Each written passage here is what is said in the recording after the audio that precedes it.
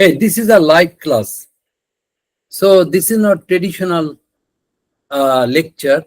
This is the class of explanation. So my one talk might be repeated 2 or 3 times. Doesn't matter. But obviously my lecture has to be realizable. Okay. I'm explaining addition of vector. You know from your childhood that vector mean the combination of magnitudes and direction, right? I would give example, suppose a cow. Cow is a tremendous uh, energetic animals. And suppose this is an example of a big cow and this is an example of a small cow.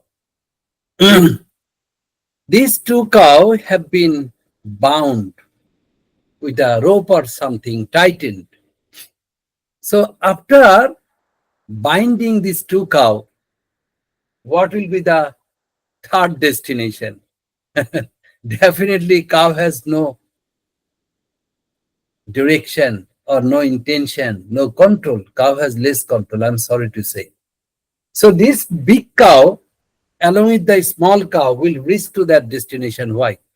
Because the big cow will take him to that destination.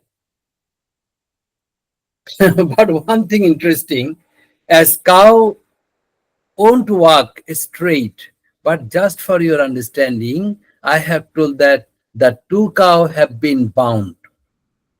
First of all, you need to understand the location of this cow.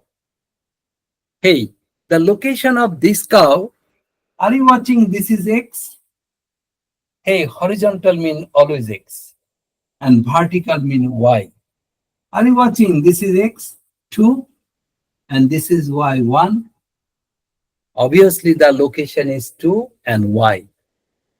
And this is column vector. In column vector, X is upside and Y is downside. So this is the location of A cow, B cow, and this is the location of A cow. Are you watching? A cow. What is the location of A cow? On the question of X, X means horizontal. On the question of X, A cow, location of A cow is 3. Are you watching? 1, 2, 3. The location of A cow is 3. The location, the Y location of A cow also 3. The location of A cow 3 and location of A cow also 3. Have you understood? Have you understood? Yes.